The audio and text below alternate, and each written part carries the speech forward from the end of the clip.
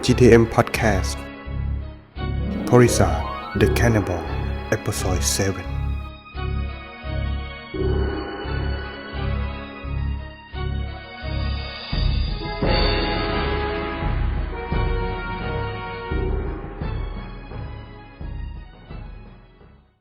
From the last episode, Minister Kalahati brought up a story of a wealthy man's son who was always practiced the 5 precepts and perfect in moral conduct.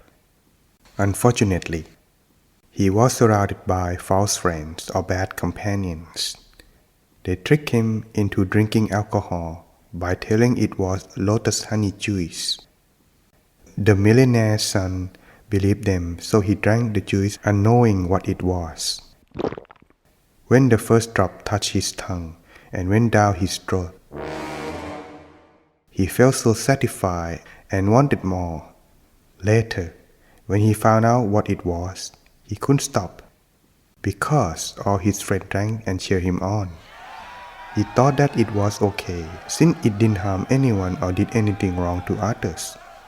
No matter how many times his father tried to warn him, he didn't believe at all. Finally, his father disowned him and drove him out of the house. He immediately went to his friends, hoping that they might give him a place to stay. At first, they welcomed him with open arms, but soon, when they found out that he was useless, they too drove him out of their house.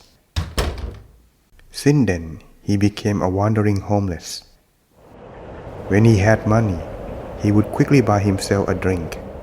He continued his life addicting to alcohol until he became weaker and weaker and died. After the mentioned story, the minister begged the king to stop what he was doing. "Don't make your people exile you from your kingdom like the millionaire's son, your majesty." The king listened to the story well and got the message quite clear, but he insisted, "Minister, no need to tell any more story. Even if my people exile me out of my own kingdom, I would not stop eating human flesh. Don't ever warn or threaten me again." While listening to their conversations, at first, the king council and town people were quiet. But once the king insisted, they stood up and yelled, "Minister, what are you waiting for? He is not going to listen, nor will he stop eating human flesh. Exile him now, so we can live in peace. We don't want to be frightened and become his meal anymore." King Brahmadatta was very surprised and could not believe that his own people would want to exile him out of his own kingdom.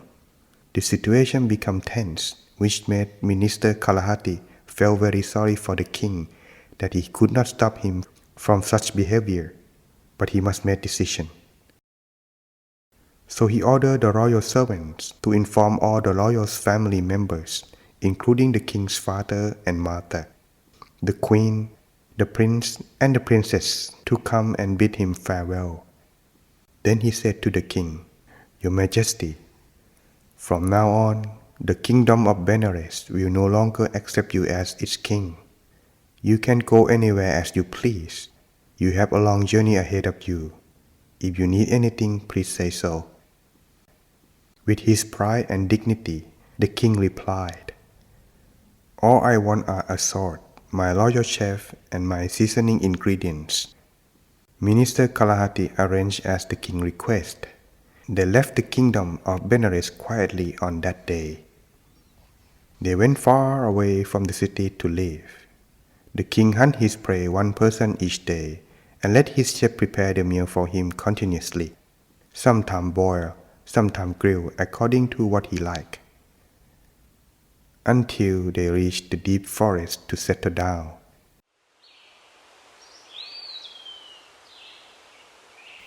They chose to stay under the big banyan tree, hiding in order to catch wandering travelers for their meals. Day by day, his reputation became well known to people that when any traveler reached to that deep forest area, they would hear him shout very loud, "Porisat has arrived!" Whenever he was near them, It would paralyze and tremble anyone with fear. They could not run away and become his victim easily. People began to call the king as Porisat. Porisat means the human flesh eater or the cannibal, in which he liked to address himself whenever he showed up near his victim.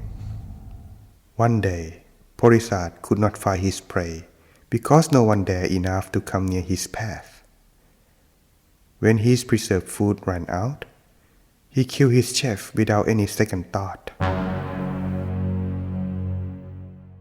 After he had his meal, he was unable to find any more food, so he had to wander around searching for more ingredients to cook. He hunted even wilder than he would before. His reputation was even worsened. Whenever people heard the name Porisat, they felt a chill to their spine.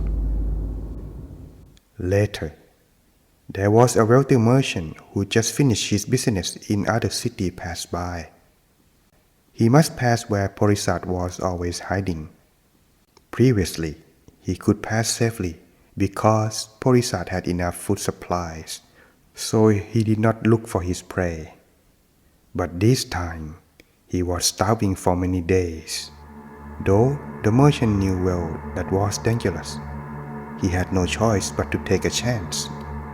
So he hired many strong men as his guards to protect him and his 500 cargoes. When it was time to travel, he dressed himself and sat comfortably on the last cart, trusting the people he hired to protect him and his carts. As they reached the entrance of the forest, everyone was fully alert and be ready for the attack. Porisat heard the noise from a far distance.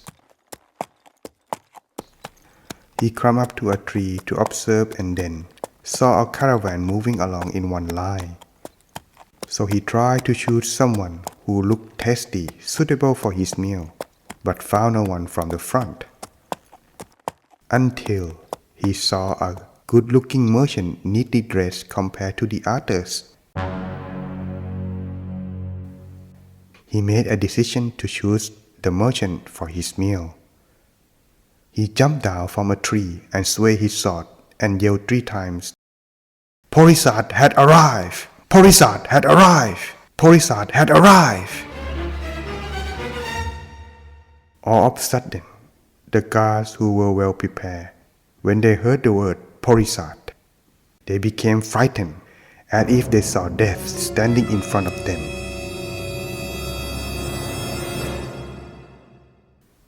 Each of them fell down on the ground.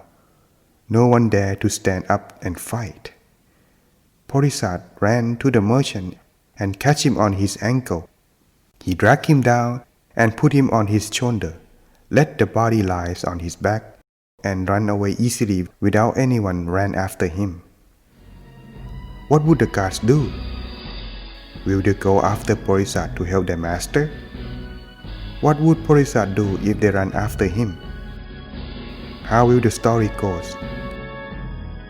Let's find that out in Porisat The Cannibal next episode.